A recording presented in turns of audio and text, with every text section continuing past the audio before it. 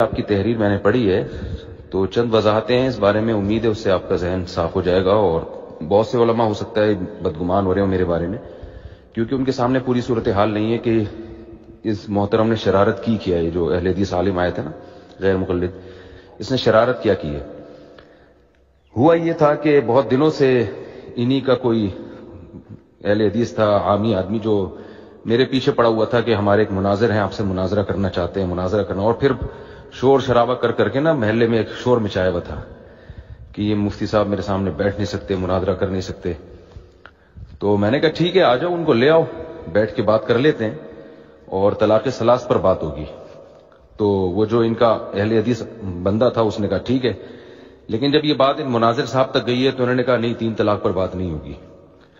تو میں نے کہا ٹھیک ہے، پھر آپ بتائیں۔ تو پھر طے یہ ہوا کہ جی کچھ دیر تقلید پر بات ہوگی، کچھ دیر طلاق ثلاث پر بات ہوگی۔ میں نے کہا ٹھیک ہے، میں تیار ہوں اس کے لیے۔ تو میں نے ان سے کہا کہ تقلید کے بارے میں آپ کا دعویٰ کیا ہے، آپ لکھ کے بھیجیں۔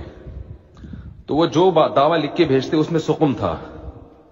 وہ بعض دفعہ دعویٰ ایسا ہوتا کہ ہمارا دعویٰ اور ان کے دعوے میں کوئی فرق ہی نہیں ہوتا۔ تو میں نے ان سے کہا، مجھے کہنے لگا آپ مجھ سے ایک دفعہ مل لیں صرف۔ میں نے کہا دیکھیں، جب تک آپ دعوے کو منقع کر کے لکھیں گے نہیں، میں آپ سے بحث کے لیے کسی قیمت پہ ایگری نہیں ہوں گا، کیونکہ ایک لا حاصل بحث ہوگی جس کا نہ سر نہ پیر۔ تو اس نے کہا ٹھیک ہے، بس آپ ایک دفعہ مل لیں۔ میں نے کہا ٹھیک ہے، آ جائیں، مل لیں۔ تو مل بیٹھ کے یہ طے کر لیتے ہیں کہ آپ کا دعویٰ ہے کیا۔ تو اس سلسلے میں وہ آیا اور اپنے ساتھ بہت سارے افراد لے کر آئے۔ میں نے اسے کہا تھا آپ جتنے چاہے افراد لے آئیں، اور بے شک آپ چاہیں تو ریکارڈ بھی کر لیں، کیونکہ میرے دل میں کوئی چور نہیں ہے، کیونکہ یہ ہماری ابھی بحث بھی نہیں ہو رہی، نہ یہ مناظرہ ہو رہا ہے۔ یہ تو میں یہ سمجھنا چاہ رہا ہوں کہ آپ کا تقلید کے بارے میں موقف کیا ہے، واجب، حرام ہے، ناجائز ہے، بدعت ہے، شرک ہے، اور تقلید کی ڈیفینیشن کیا ہے۔ اور یہ پہلے سے طے شدہ حقیقت تھی، اس پر گواہ ہیں کہ یہ بحث نہیں ہوگی، نہ تقلید کے وجوب کے دلائل دیے جائیں گے، نہ حرام ہونے کے دلائل دیے جائیں گے، اس پر بحث ہوگی نہیں۔ یہ صرف یہ ہوگا کہ آپ کا دعویٰ کیا ہے تقلید کے بارے میں۔ پھر جب یہ دعویٰ طے ہو جائے گا نا، پھر ہم اگلی نشست میں انشاءاللہ اس پر بحث کریں گے۔ پھر میں کتابیں بھی لاؤں گا اور حوالے بھی ہوں گے اور لائیو ریکارڈنگ بھی ہوگی اور سب کچھ ہوگا جو ہوتا ہے، اور تمیز کے دائرے میں بات ہوگی۔ جو پروفیشنل مناظرے کا جو طریقہ ہے کہ ایک دوسرے کو نیچا دکھانا، یہ سب کچھ نہیں ہوگا۔ لیکن میں نے کہا انشاءاللہ میں بیٹھوں گا اور بھرپور طریقے سے بات ہوگی۔ لیکن ابھی یہ جو نشست ہے اس میں صرف میں آپ کے دعوے کو سمجھنا چاہتا ہوں، آپ کا دعویٰ کیا ہے۔ تو اس نے کہا کہ پہلے آپ بھی دعویٰ لکھ کے دیں۔ میں نے کہا پہلے آپ لکھ کے دیں گے تو میں لکھ کے دوں گا، کیونکہ یہ جو چیلنج کیا ہے نا، یہ آپ نے کیا ہے مناظرے کا اور بحث کا، تو آپ نے پہل کی ہے، تو آپ کا دعویٰ کیا ہے، پہلے آپ لکھ کے دیں۔ تو یہ نشست اس بارے میں تھی کہ بیٹھ کے وہ بتائے گا کہ یہ جو محترم آئے تھے کہ یہ ان کا دعویٰ ہے کیا۔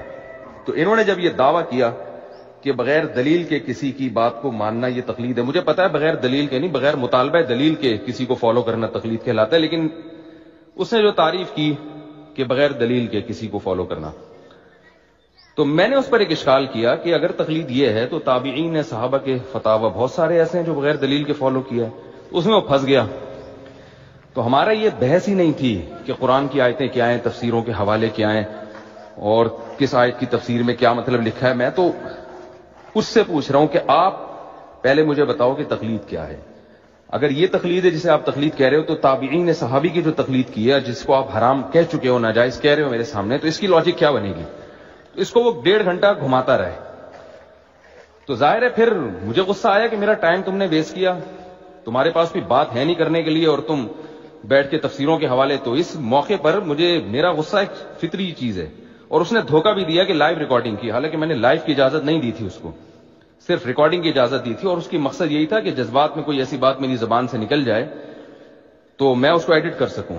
لیکن شرارتی لوگ ہیں، مجھے اندازہ نہیں تھا کہ اس قدر شرارتی آدمی ہوگا یہ، اور اس طرح سے اپنے مفاد کے لیے اس کو استعمال کرے گا، اور اس کو نام بھی مناظرے کا دے گا، جبکہ یہ تو بار بار طے ہوا تھا کہ مناظرہ نہیں ہے، یہ مناظرے کے لیے پہلی نشست ہے، اس کے بعد ہوگا جو بھی ہوگا، بحث ہوگی، ڈیبیٹ ہوگی، مناظرہ وہ اس کے بعد ہوگا۔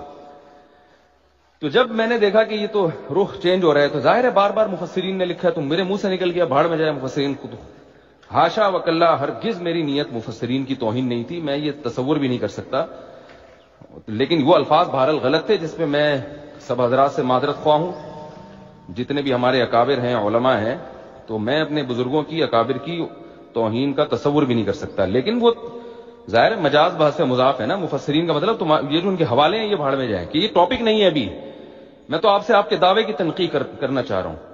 اس پہ یہ الفاظ نکلے. باقی حضرت مولانا امین اکاڑوی صاحب وہ ہمارے بڑوں میں سے ہیں, اللہ نے ان کو علم عطا فرمایا. جو میں نے ان کے بارے میں کہا مفتی نہیں ہے, محقق نہیں ہے, تو محقق سے مراد بھی مفتی. تو ظاہر مفتی تو نہیں تھے وہ, لیکن اس سے ان کی توہین مقصد نہیں تھی, ان کے منصب کو کم کرنا مقصد نہیں تھا. لیکن ظاہر ہے جب ایک چیز غلط رخ پہ چلی جاتی ہے پھر جو ہے وہ یہ سب باتیں ہوتی ہیں, اور جو وہ چاہتا تھا تو یہ شرارت ہے اس کی. تو میں انشاءاللہ اس پہ بہت جلد ایک ویڈیو بیان بھی ریکارڈ کرواؤں گا, اور آڈیو تو یہ جو میں آپ کو بھیج رہا ہوں, اگر آپ اس کو ذرا وائرل کر دیں تو بڑی نوازش ہوگی آپ کی. تو اب میں انشاءاللہ اس کو بلاؤں گا کہ بیٹھے ہیں تقلید کے موضوع پر, جو ہے نا, اگر بات کرتے ہیں بیٹھ کر. تو یہ نشست مناظرے کی نہیں تھی, نہ اس کو مناظرے کا نام دینا درست ہے. اس نے نام دیا مناظرے کا, تو میں اسی بھی اناؤنس کروں گا کہ اس نے دھوکہ دیا ہے, کیونکہ مناظرے کے اصول کچھ اور ہوتے ہیں. مناظرے کا یہ طریقہ نہیں ہوتا جو میں نے اختیار کیا ہے. اس میں تو نہ غصہ بنتا ہے, نہ جو ہے وہ, اس میں تو سب سے پہلے دعوی کو منقح کر کے لکھا جاتا ہے, اس کے بعد طے کیا جاتا ہے کہ اب دلائل دیں. تو دلائل کی بات تو اس نے خود شروع کر دی تھی, اور وہ بھی غلط دلائل. تو ظاہر ہے اس پر مجھے غصہ آیا کہ میں نے کس کام کے لیے تمہیں بلایا اور تم بیٹھ کے کیا باتیں کر رہے ہو. تو وہ غصہ آیا. پھر مجھے پتا چلا کہ بھئی یہ ریکارڈ کر رہا ہے. پھر میں نے کہا کہ یار ابھی ریکارڈنگ ہو رہی ہے, لوگ دیکھیں گے, علماء اس طرح آپس میں لڑ رہے ہیں. تو اس نے کہا نواب صدیق حسن, ہم نے کہا چلو وہ بھی رحمہ اللہ. تو ظاہر ہے ہمارے اکابر نے ان کے علماء کو, ہمارے اکابر کا ظرف تھا کہ ان کو پھر بھی رحمہ اللہ کہا ہے, حالانکہ یہ لوگ تو نہیں کرتے. تو یہ ادھوری محفل تھی. انشاءاللہ اس کے بعد یہ یا تو آئے گا نہیں, یا آئے گا تو انشاءاللہ ایسا نہیں ہوگا جس طرح سے ہوا ہے. اور انشاءاللہ میں ابھی اس کو بلاؤں گا نا تو یہ آئے گا نہیں, تو یہ دوبارہ نہیں آئے گا. اس کو پتا چل گیا ہے کہ اصل کہانی ہے کیا. تو یہ جو ہے میری ایک آڈیو ہے, اس کو آپ ذرا سیو کر لیں. میرا خیال ہے آدھی بات آپ کے ذہن سے اشکالات نکل گئے ہوں گے, اللہ تعالیٰ نے چاہا تو.